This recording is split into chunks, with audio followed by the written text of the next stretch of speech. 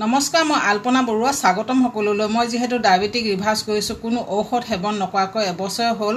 মোৰ blood sugar খুব সুন্দৰকৈ নিয়ন্ত্ৰণত আছে। লগতে মোৰ হাই ব্লাড প্ৰেছাৰ আছিল, হাই ব্লাড প্ৰেছাৰো ঔষধ এবছৰ হ'ল নোখোৱা, খুব সুন্দৰকৈ নিয়ন্ত্ৰণত আছে। আৰু মই ৩-৪ মাহতে 14 কেজি ওজনো কমালোঁ। এইবিলাক নিজে নিজে কৰিছিলোঁ, সেইবাবে নিশ্চয় কিছু অভিজ্ঞতা হৈছে। সেই অভিজ্ঞতাসমূহে আপোনালোকৰ মাজলৈ লৈ আহিছোঁ, যাতে আপোনালোকৰো সুবিধা হয়। মই আজি ডায়েবেটিকৰ ঔষধ খালে কি হয় সেইটো কথা ক'বলৈ লৈছোঁ।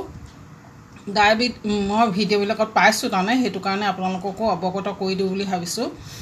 ডায়েবেটিকৰ ঔষধ খাই থাকিলে আমাৰ যিহেতু ডায়েবেটিক্স থকাসকলৰ বডিত গ্লুক'জৰ মাত্ৰা অধিক হৈ যায়, সেইবাবে আমাৰ ডায়েবেটিক হয়। এই গ্লুক'জবিলাক ঔষধ সেৱন কৰি থাকিলে আমি ভাতো খাওঁ, ঘেঁহু আটা ৰুটিও খাওঁ বা অন্যান্য বস্তুবিলাক খাওঁ, যিবোৰ হাই কাৰ্বহাইড্ৰেট হয়। সেইবিলাক কাৰ্বহাইড্ৰেটে গ্লুক'জ বঢ়ায় বডিত। এইবিলাক যেতিয়া আমাৰ বডিটোৱে নেলাগে বুলি কয়, কিন্তু আমি সেইবিলাকে গ্লুক'জে দি থাকোঁ বডিটোত, তেতিয়া সেইবিলাক কি কয়, ঔষধ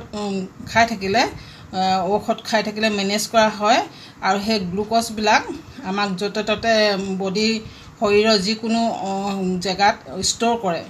গ্লুক'জবিলাক ষ্ট'ৰ কৰি পেলাই আমাৰ পিছত কি হয়, এইবিলাক মেনেজ কৰিব লাগে। যিহেতু আমি খাই থাকোঁ, গ্লুক'জৰ মাত্ৰা বঢ়াই থাকোঁ, মেনেজ কৰিব লগা হয় যিহেতু, সেইটো কাৰণে বডিৰ যিকোনো অংগত আমাৰ ষ্ট'ৰ কৰে। আৰু সেই গ্লুক'জবিলাক যাব ক'লৈ, সেইবিলাকতো আমি ভৰাই আছোঁ, খায়ে আছোঁ, বডিত দিয়ে আছোঁ।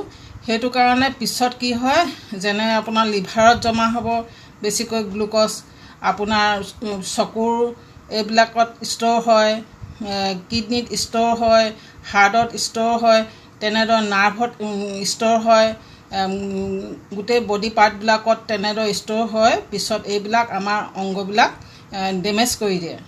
সেইটো কাৰণে কৈছোঁ, ডায়েবেটিক ঔষধ নোখোৱাকৈ আপোনালোকে ডায়েবেটিছ ৰিভাৰ্ছ কৰিবলৈ চেষ্টা কৰক বা নিয়ন্ত্ৰণ কৰিবলৈ চেষ্টা কৰক।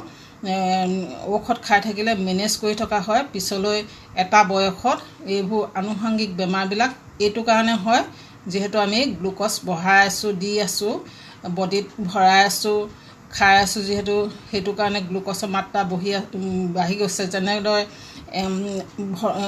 বস্তুখিনি সম্পূৰ্ণ আমাৰ বডিটোত তাৰমানে নেলাগে, যিটো বস্তু আমি নেলাগে, যেনে ধৰক আমাৰ এলাৰ্জি হ'লে, এলাৰ্জি মানুহবিলাকৰ হয়, যেনে কিছুমানৰ এলাৰ্জি হয় বেঙেনা খালে, কিছুমানৰ বেলেগ কিবাকিবি অন্যান্য কিছুমান বস্তু খালে কিছুমান মানুহৰ এলাৰ্জি হয়। সেই এলাৰ্জি হোৱাৰ কাৰণে কোনটো বস্তুত এলাৰ্জি হৈছে আমি চাই পেলাই এইটো বস্তু খালে মানে মোৰ এলাৰ্জি হয়, তেতিয়া আমি সেইটো বস্তু নেখাওঁ।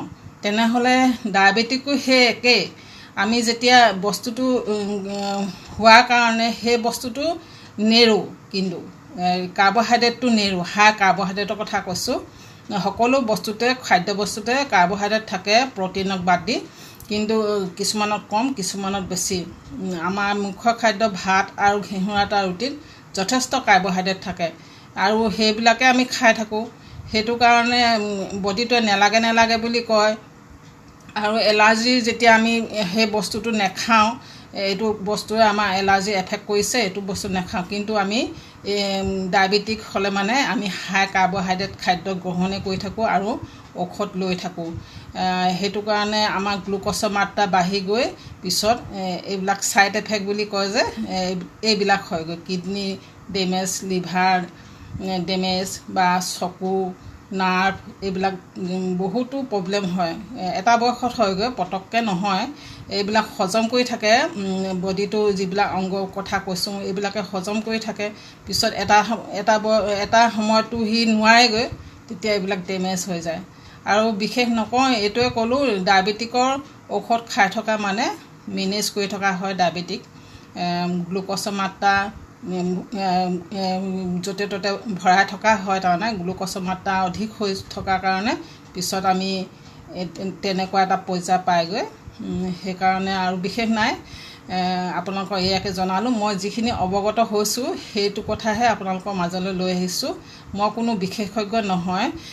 মই এইবিলাক অলপকৈ নিজে যেতিয়া এইবিলাক কৰিছোঁ অলপ গম পাইছোঁ আৰু সেইবিলাকে লৈ আহিছোঁ আপোনালোকৰ মাজলৈ।